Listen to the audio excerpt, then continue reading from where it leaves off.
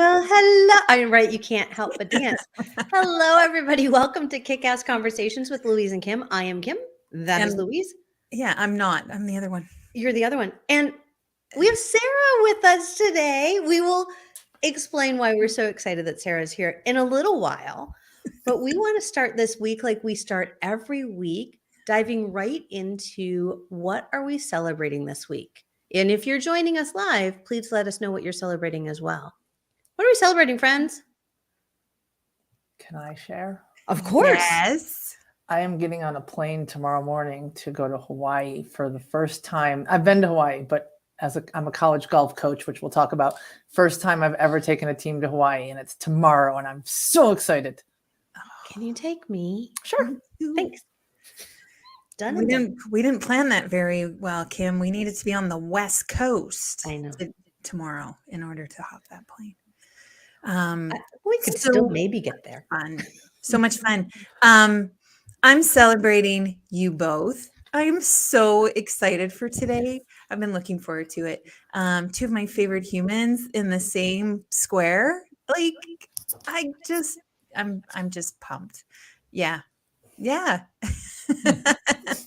It's more of a rectangle, but we don't have to be perfectionists. Yeah. I was like, we're in different squares, actually. We are in different, but we're encompassed with. Oh, okay. Come on. Jeez. Yeah, it's fun. And I'm celebrating technology this week too. I've been kind of dabbling in a little AI this week. And Kim, you and I have talked about like, how are we automating and what does that all look like? And so, right. And it's technology that allows us not just to put on this podcast, but like to be here and for me to maintain my friendships from like miles and kilometers away from folks. So and borders. Absolutely. So I love it. So yeah, that's what I'm celebrating this week. How about you, Kim? Well, I'm not actually here. I'm just AI. So so scary. That'd be weird, wouldn't it? We're probably not as far away as we think from that. It's again a personal thing. I am celebrating my daughter today. She is in her first high school musical. They do high school starting in 7th grade up here. So it would be a middle school musical elsewhere, but this is 7th grade to 11th graders in the cast of Grease. And we went last night. And I'm also celebrating my parents who sat through all of our high school musicals. It's so different from this side. And my inner stage manager and director is like, so many things I want to get my hands on. But I am celebrating Izzy because it is just phenomenal to see her enjoying and being a part of something that she has dreamed about being a part of. And being able to, as her mom, sit back and just watch that and be a part of it. It just fills my heart. So that's what I'm celebrating today. What was Izzy's role? Who was? So Izzy's in the chorus. Sweet. Yeah. She's one of 3. So it's a cast of 50. You're going to love this. It's a cast of 50. There are 4 males who 4 individuals who identify as males who are in the cast. There are definitely more than 4 male roles. That's John Travolta's role and so Danny and Kanicki, the 2 main male roles, are played by female identifying individuals. Wow.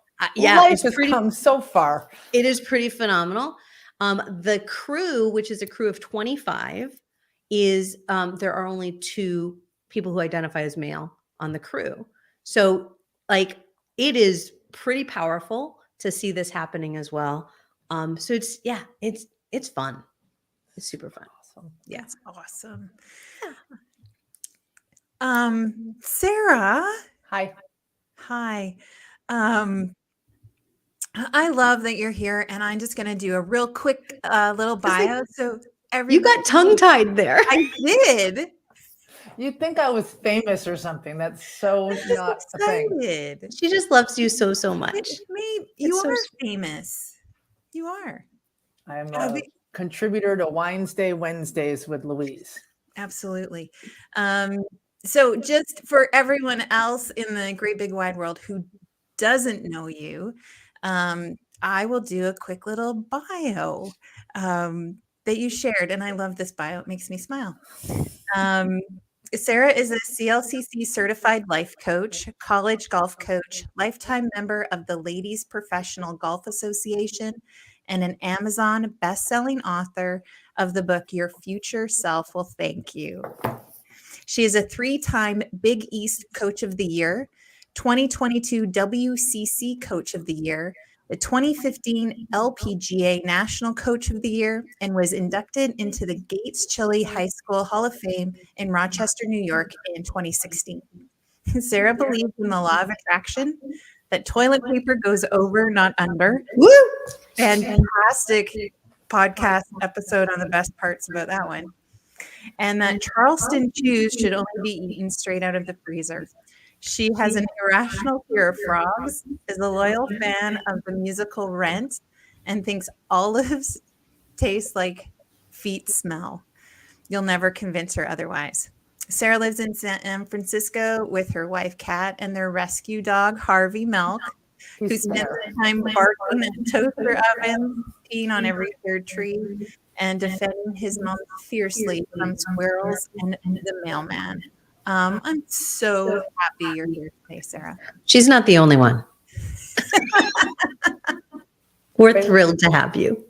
Thank you. Thank you. Thank you. My name is over Harvey, but Harvey's in the room as well. Just so you know. It's actually not. We can see him. Oh, I can't. Well, there he is. Sara, you know, we just didn't have you on this podcast because we love you and adore you. But really curious for you to share a little bit about your career journey, because it's so fitting, right? Our topic today is about looking back to move forward.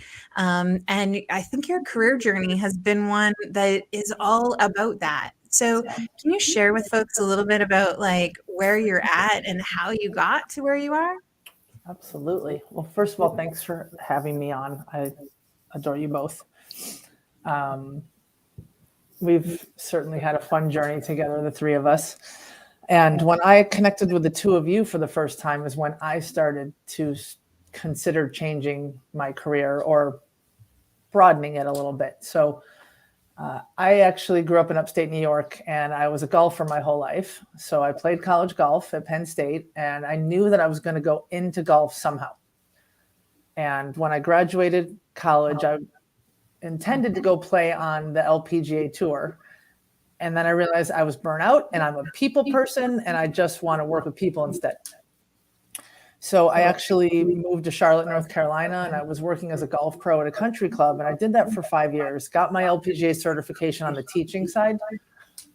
And after a few years, I'm like, I'm bored. I'm like taking tea times and folding shirts. And I do get to teach a little and work with the junior golfers, but it just wasn't fulfilling. So I actually went up to my alma mater and started my coaching career. And that's where I felt like financially I took my first step back, but it has paid off exponentially. So started coaching there. I was an assistant coach for 5 years for the women's golf team. And then I was able to start the women's golf program at Seton Hall in South Orange, New Jersey in 2010. I was there for 7 years. And now I am at the University of San Francisco. And this is I'm almost done my 6th year here. It's crazy. So yeah, that's like the core of my career. And then when I met you both, I actually decided I wanted to be a life coach on the side. So I am a certified life coach, and I have a little side business. And I am an author, and I'm working on my 2nd book right now. So I realized you don't have to just do one thing. No, you don't. Indeed, you don't. I think that is a misconception that a lot of people have, is that they think that they need to set their sights on, I have one passion, I have one mission in life, I have one thing that I'm good at, I have to hone that thing and just do that thing, versus I have a lot of different interests. They may or may not all come together, but I can do all these different things. What do you think has allowed you to embrace those different parts of you? Brene Brown. and my wife.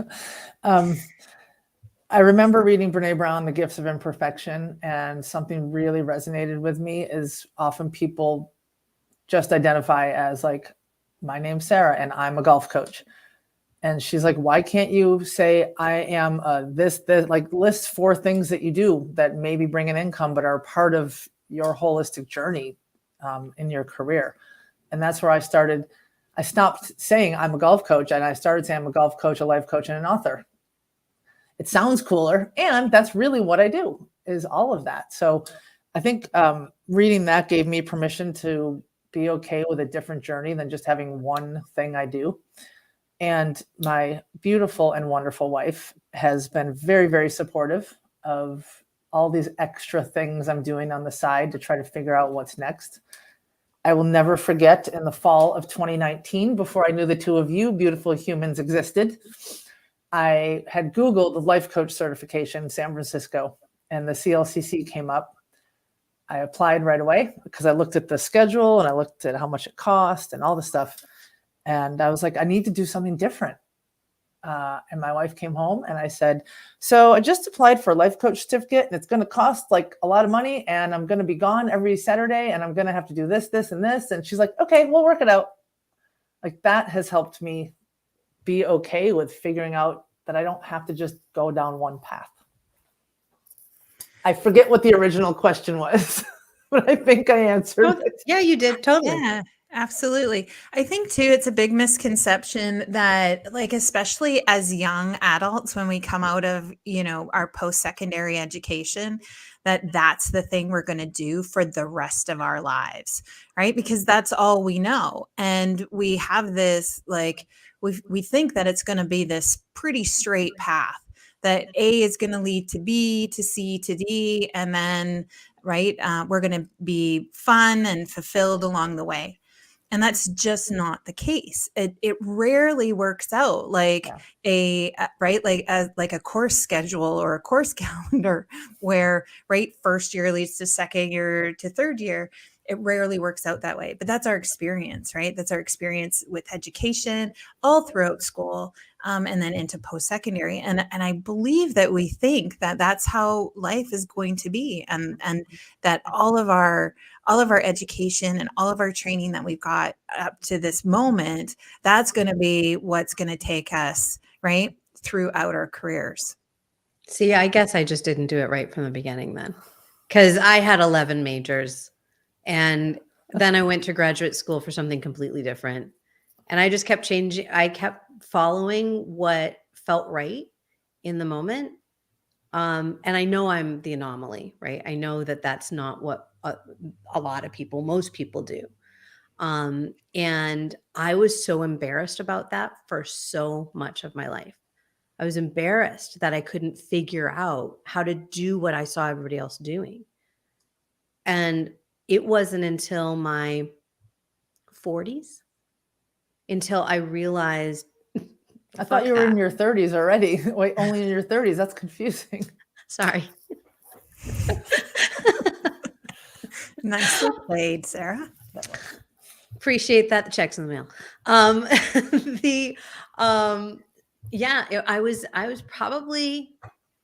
It was probably around the time when Izzy was born, when I realized it doesn't matter what everybody else is doing. Just do you. Just follow your own path.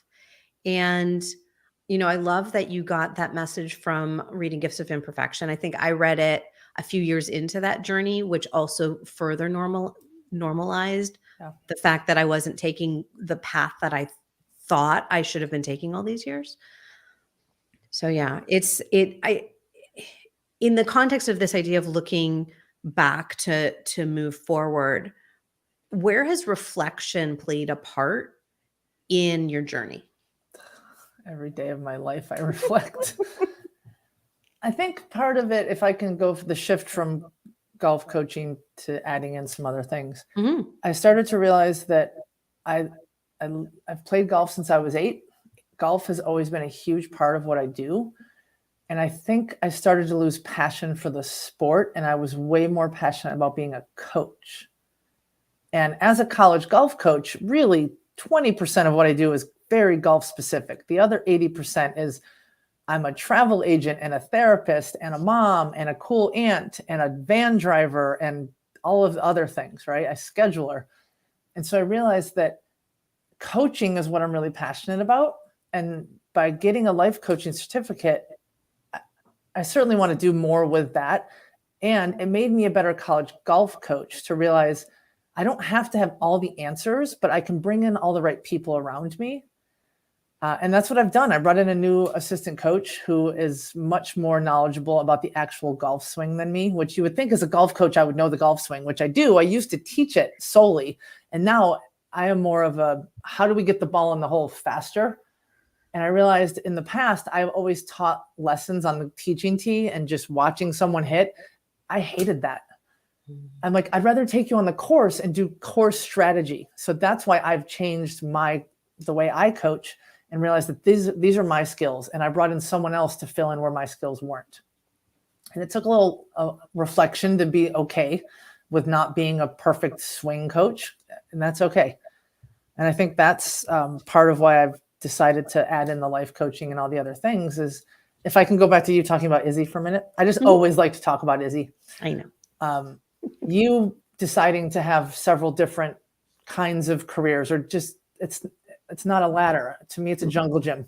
And you're modeling that for Izzy.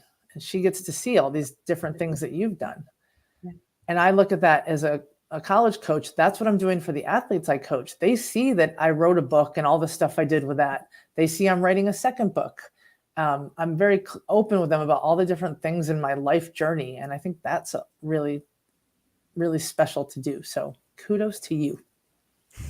And to me, I guess. I was going to say, and to you, because what you're doing with the athletes, and it's funny because, so when we met in 2020, at our initial retreat, there was that moment that you had where it was that deep reflection on what do I do? Yeah. Which direction am I going? And then to kind of see just over the last 3 years, that trajectory, and then hearing now how you're using your coaching skills, your life coaching skills, even with yourself, to say, this isn't my strength.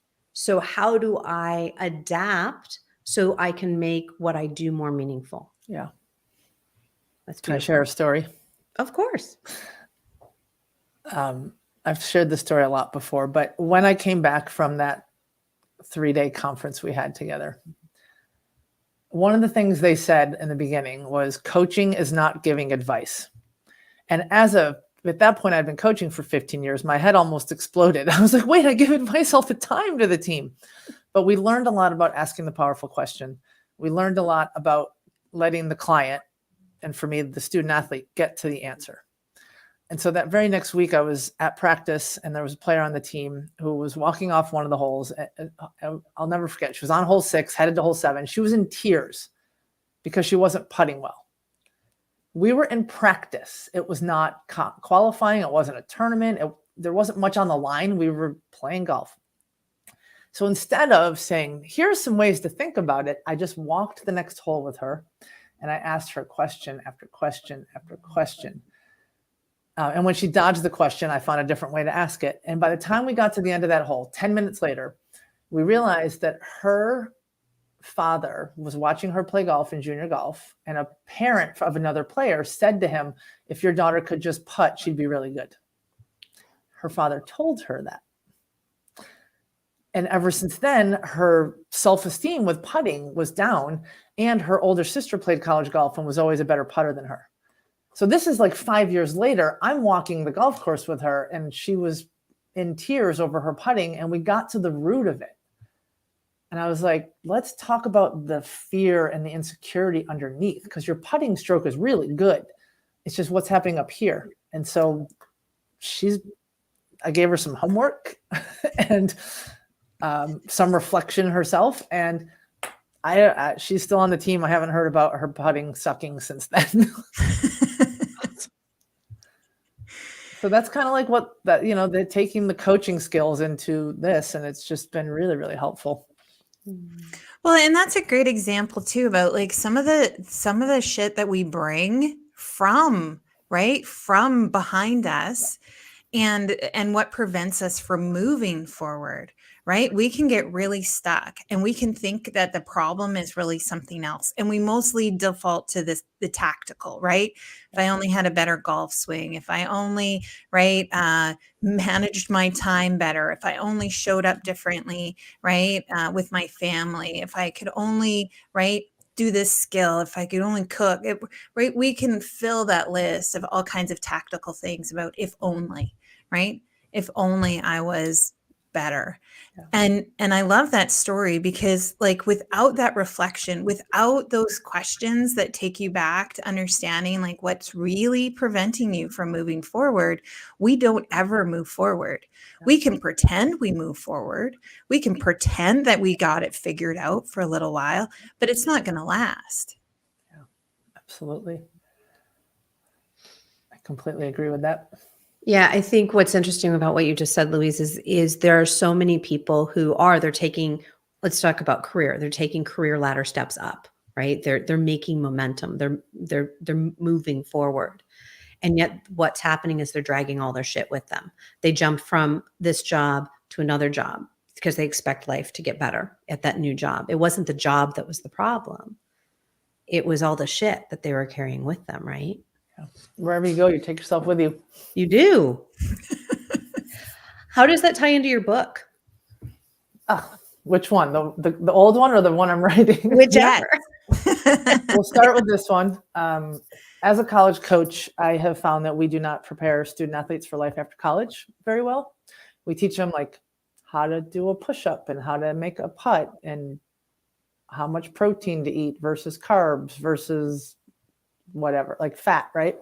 And then we hand them a plane ticket and say, here's your plane. And we give them a hotel key, and they don't necessarily have as many life skills as we think they do. So when I became a head coach 12 years ago, I actually started a program called Real Life 101 for the seniors. And I'm changing it to Life After College 101 because this is all real life. And I have several sessions for them, like a cooking session, a money management session. And then the one that the book came out of was Life Lessons with Coach. And so I just started meeting with them, and I would give them a list. Like I made a little booklet of like 20 life lessons I've learned, and we would go through each one of them. And my therapist at the time said, you should write a book out of that. So I put that in my think box for a while. And about 3 years later, I finally decided to do something with it. So I turned the book into an 18 chapter book. There's 18 holes in golf. It starts with a letter to my 13-year-old self from my 40-year-old self. And then it goes into 18 life lessons I've learned, how I've like really what the lesson means, how I've learned it, how the reader can live it. And behind every chapter, there's a journal page with some questions for the reader to journal based on that lesson. And then I end it with a letter to my 80-year-old self from my 40-year-old self. And I'm super proud of the book because it's something that I give to every senior that graduates. And we host a golf tournament, and I have a donor who buys the books, and we give it to every senior at that tournament.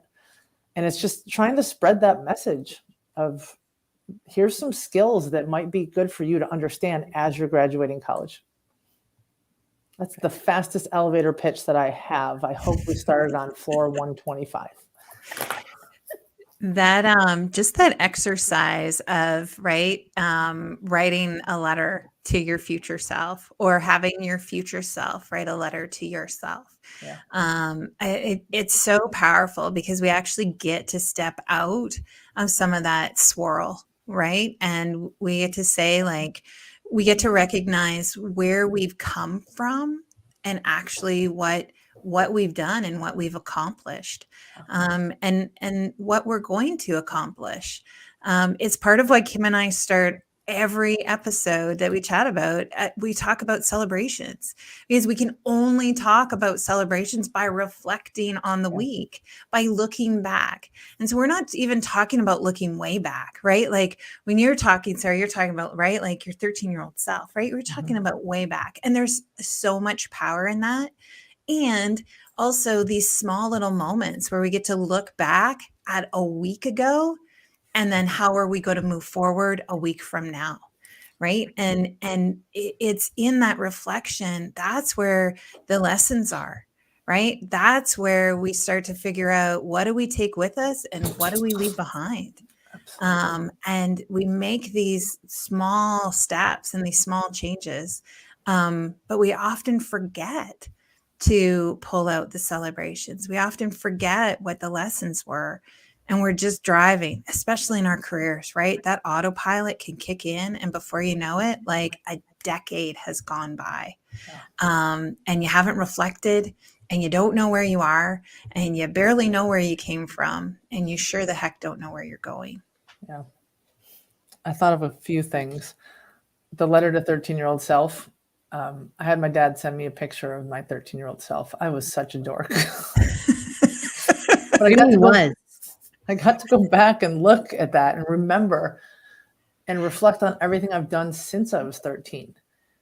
And, you know, when I was 13, I would have told you I wanted to be a professional athlete. And that's not what I did. And I'm very, very proud of what I've done. I've also worked with my own coach for the last 10 years. And one of the things she does is called weekly wins. And every Sunday you fill out a form where it's, what were your wins from this week? And it's small or big. What went really well? What would you have liked to have changed? And what are you looking forward to this week? Kind of what you're talking about, Louise. Like, it's kind of like a check-in, reflect back, let's move forward. Yeah.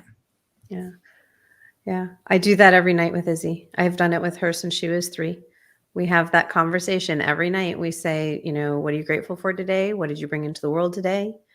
What's a do-over? So that can either be because it was something that really sucked and you want to have a chance to do it over, or something that was really awesome that you want to do over again. What are you looking forward to tomorrow? And then I added in a new one as she was becoming a tween and entering puberty, of what do you appreciate about your body? I love that. And so that is also a moment to reflect on self in a way that can be really uncomfortable, particularly as women, but I know it's not only women that have that challenge. So it is. I love that you do that every week. We do that every night. It's that little check-in. Yeah. I use a lot of that with the student athletes that I coach too. When we have meetings, we'll typically talk about things like that, like reflections back on the last week and whatnot. And I do, it's called high-low with the team. At the end of every college round, we get together, we have a little meeting before we practice, and they get to talk about their round by saying the low things that happen. They get to complain about like I had 6 3 putts today and I hit it out of bounds on 12, but then they follow it with more highs than lows. So if they gave 2 lows, then it's like, but I birdied the last 2 holes. I shot 74 and I loved the person in my group because I've known her since I was 12. So it's kind of a reflection back on, they all reflect on their rounds, both what was bad and good. So then they're sharing together what happened. And a teammate might be like, you know what? I understand that. That happened to me the other day, and this is how I responded. So I think even those quick, like the reflections of the last 4 hours is something we do after every tournament. And I was being generous there. Golf tournaments last like 5 or 6 hours. We hope they're 4. So, Sara, tell us a little bit about your work in progress and your new book. Yes. I talked about Wednesday, which has changed dramatically in the last 447 days. I am not ashamed to say I believe I became addicted to alcohol, and alcohol was becoming a real issue for me. I went to the #1 party school in the nation, Penn State. I learned how to party very early. And as an athlete and a coach and someone in athletics, it's like this weird, I don't know, disparity that, I don't know if that's the word I want, but it's work hard, play hard. You work really hard in the gym. You work really hard on the court, on the course, in the field, in the pool, and then you go chug beers, right? And it's like, let's celebrate. We just moved our body really hard. Now let's just drink a bunch of beer. And that's just something that I learned in my life. And I never really stopped it. I just became more fancy and drank red wine instead. And so there's times throughout my life that I just felt like I needed to check in on that. And I would do dry January. You are all a part of it. I would do dry January. I would do dry season where I wouldn't drink all of golf season. But then it just went back to normal. the bad normal for me is I'm really good at abstaining from not drinking. But once I have a drink, it turns into 4. And part of it is my personality of being competitive. Part of it is that alcohol is an addictive substance and it brings your inhibitions down. And after a little bit, you don't really think about the choices you're making. And so my sister-in-law actually stopped drinking January 1st, 2021. And I realized if she could do it, I could do it. So January 1st, 2022, I purposely woke up very hungover so that I knew I wanted to quit drinking. And I decided to stop. And I was going to do it for 1 year. That was my commitment. And after about 90 days, I was like, I don't think I'll drink ever again. And now I'm over 15 months in, and it's just been a really, really, really great experience. I feel like I've become a better version of myself. And I've always felt like I've worked hard to be a good version. Alcohol was holding me back. I would get really emotional and sometimes mean after a couple of drinks. And I felt like it was time. So part of what helped me is what they call Quit Lit. And that's books about quitting drinking. There are a couple of books out there that are based in the science, based in the culture, explaining, especially in America, I don't know how it is in Canada, how much alcohol is so prevalent in our society. And understanding that it's not your fault if you're addicted. It's an addictive substance and it's shoved down your throat everywhere. Yeah. Pun sort of intended there. And so those books really helped me that were more science-based too, like what happens to your body. But then there were books that were stories. And some of them were like, there's one called Sober Diaries. There's one called We Are the Luckiest. There's one called The Unexpected Joy of Being Sober. And and they're all written by women so far. I haven't found one written by a man that I wanted to read yet. It's just not on purpose. And they're telling their story. And those really helped me to see like, oh, I'm not crazy. I totally understand what that person went through. The thing that I started doing was journaling in December of 2021 before I quit. And I've been journaling ever since. And I was thinking I might turn that into a book. And the more that I've done it and I've reflected on what I've written, I'm like, I actually have something here. Like I think the big thing for me is that I have a different perspective of being in athletics and being in the LGBT community. I have not come across a book that has been written by either someone who's a college coach or was a college athlete. And maybe they were, but they don't talk about it in the book. And no one that I've read in the LGBTQIA plus, there's a lot of letters, community. And I thought that was really important maybe to show a different way. Mm-hmm. So I am 10 chapters in and I'm going to wait a little bit longer before I consider trying to publish. Beautiful. How was that elevator speech? That was long. What an amazing journey, right? And definitely talks to what we were talking about, this looking back to move forward. Yeah. Right? Is you're now looking back over what you wrote in your journal for that, the 12 to 15 months that you're taking into consideration here, and thinking about what do you want to move forward from that? What do you want to, do you know what I'm trying to say? Understood. Wow. The brain stopped there. What do you want to create from that? Yeah. And it's interesting when you said, looking back, we've mentioned my wife, Kat, who is a wonderful human being. I've had a lot of shame and guilt around my drinking when I drank. I would wake up hungover and just be like covered in shame and self-loathing and, the 3 a.m. wake up, foggy, have to go to the bathroom, feeling crappy, not getting back to sleep. And she never really told me how my drinking affected her because she said there wasn't really room for her to process her emotions with it because I was too busy beating myself up already. She didn't want to pile on. And just recently, she came across a note in her phone from July of 2020. And it was a night where I drank too much and I said some mean things to her. We got into a fight. We only used to fight when I was drinking, or both of us. And I said some stuff to her. She wrote it in her notes because she wanted to talk to me about it later. Next morning, I woke up feeling like crap. She never told me about it. And she just found the note like 6 weeks ago, shared it with me. And I now have my title for my book. Mm. I got up after falling asleep on the floor with the dog, falling asleep, passing out. And she woke me up and said, you got to go to bed. And I stormed away and yelled at her, next time, leave me on the floor. And I went to bed. I was so mad at her for waking me up. And I was like, I wouldn't have acted that way if I hadn't been drinking. So that is my working title of the book, is Next Time, Leave Me on the Floor, and talking a lot about how my drinking affected her as well. And that's a big reason of, you were talking about very eloquently, Kim, about taking something from the past and what do you want to bring forward? That's really it, is realizing that I turned into a jerk after drinks.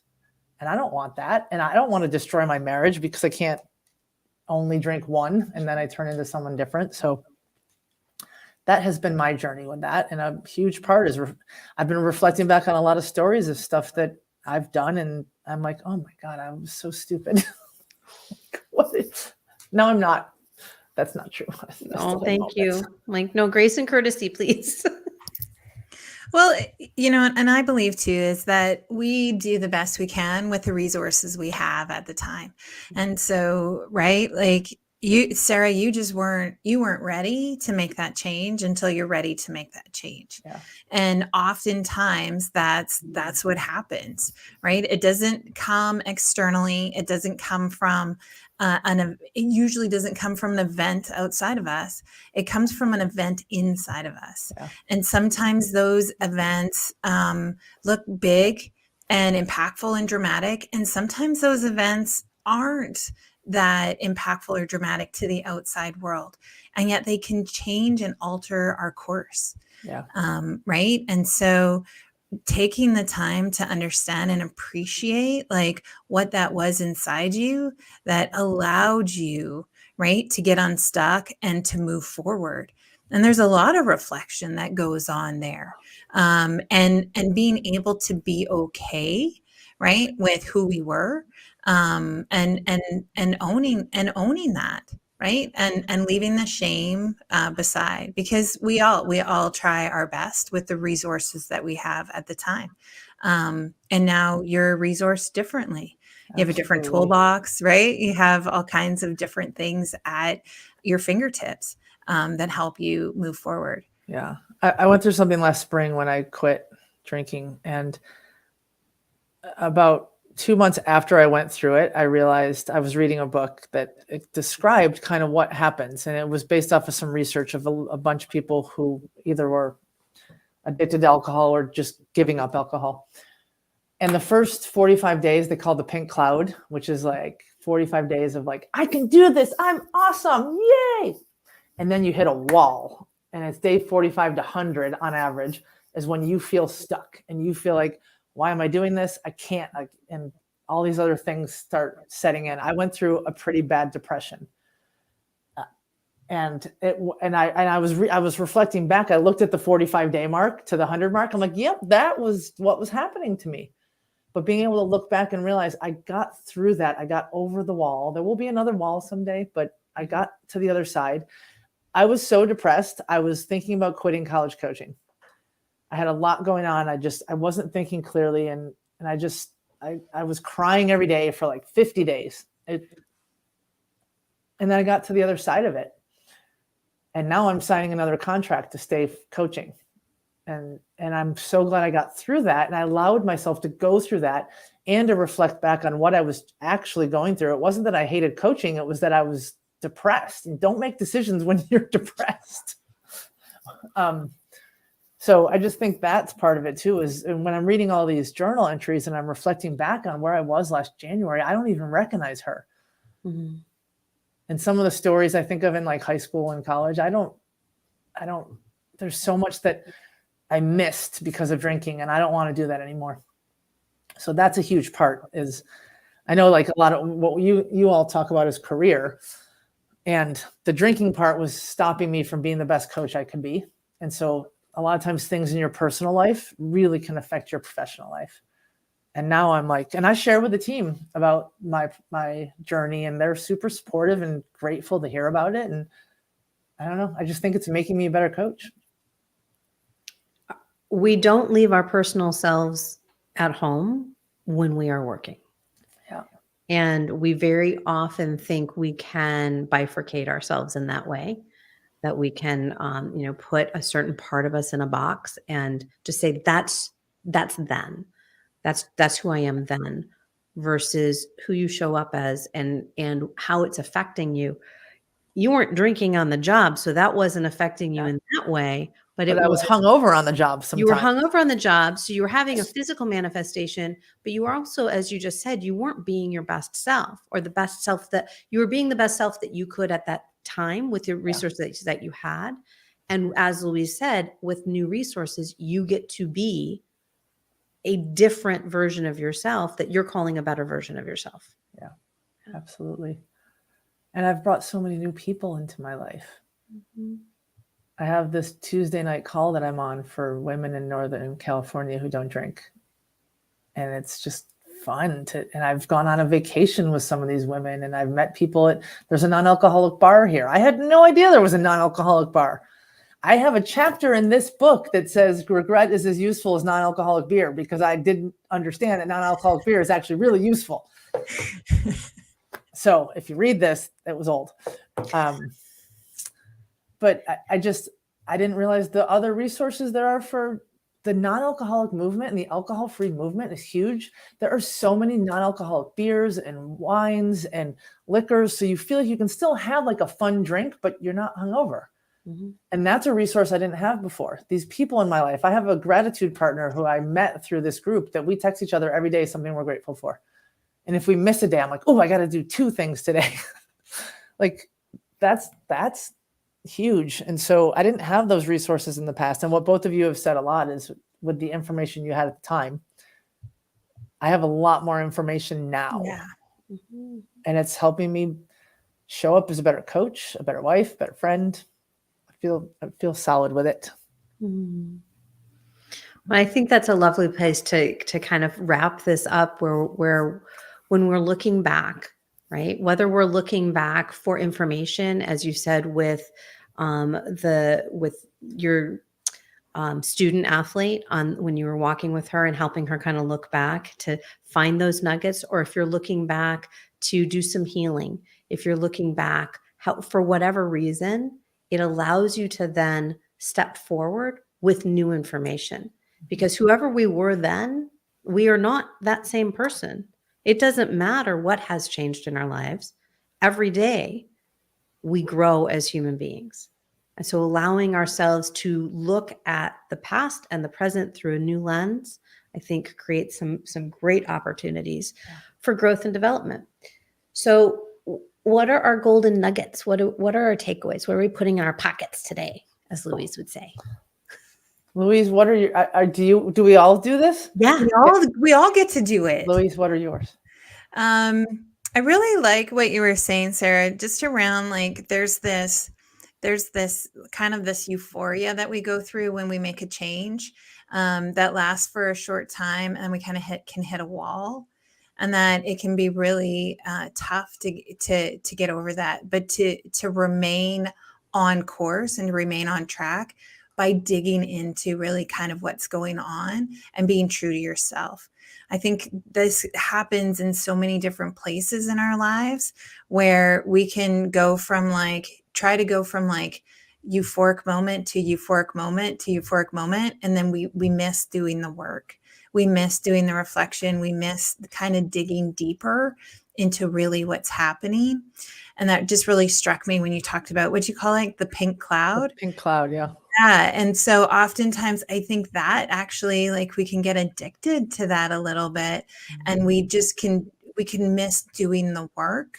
When we just think that it's just going to be that easy, or it's just going to be like that all the time. And we miss doing what's important. I think when it's hard and when it's scary, those are the places we need to dig in and understand ourselves a little bit more. So thank you for sharing that. Because I really appreciate and see where sometimes I pink cloud it a little bit. And I just want to hop to the next cloud.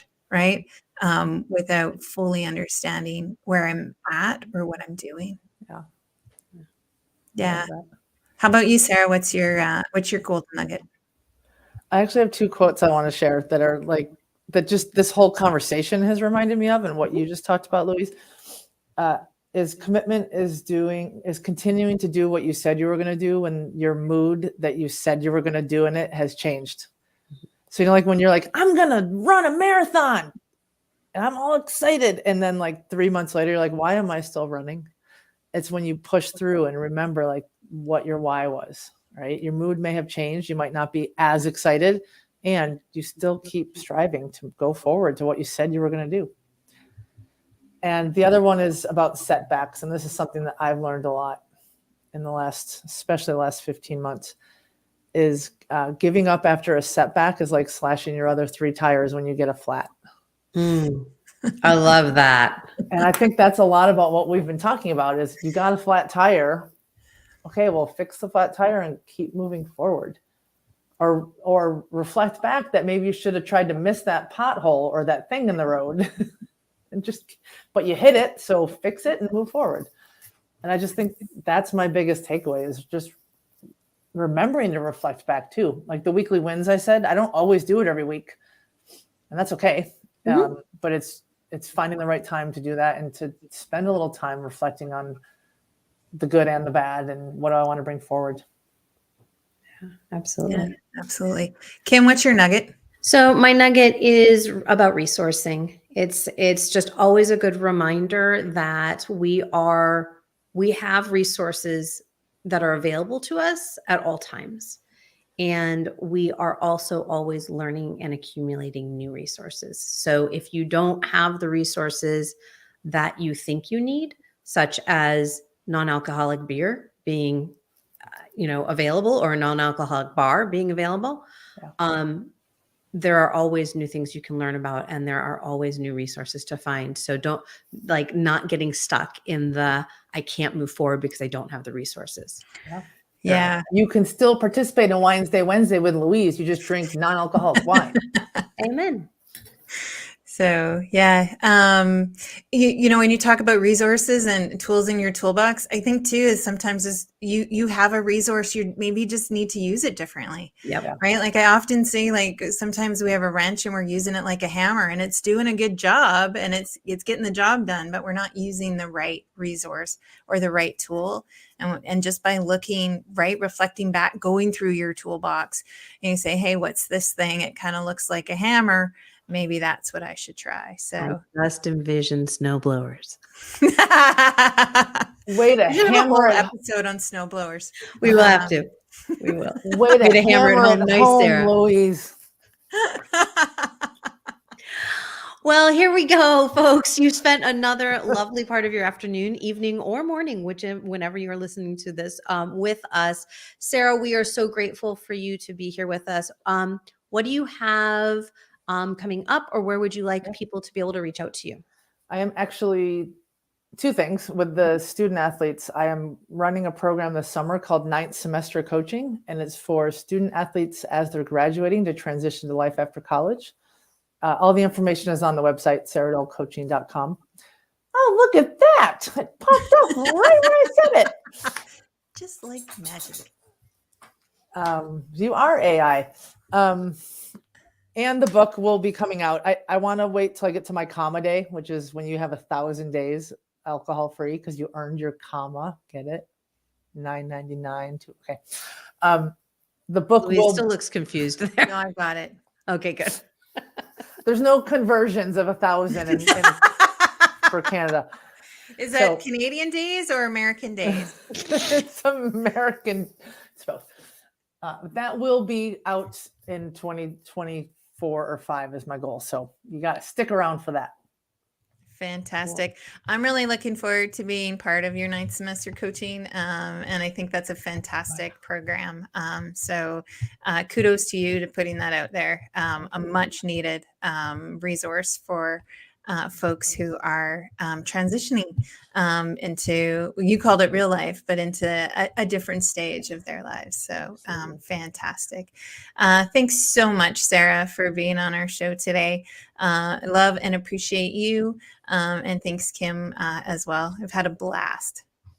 Next Thank week. you. Next week, as always, here we are every week, and we're going to be talking about inner strength with Sabrina Osso. That's March the 31st. Same bat time, same bat channel. And you can find us here talking with Sabrina. What Thank else? you. Did I forget That's it. anything? No, you got it. Nailed it. Yay. Thank you, Sara. Thank you, Louise. Thank you, everybody, for tuning in live or on the replay. We appreciate you for continuing to listen and take part in Kickass Conversations. Now go out there and have a kick-ass conversation of your own. Bye, everyone. Bye for now.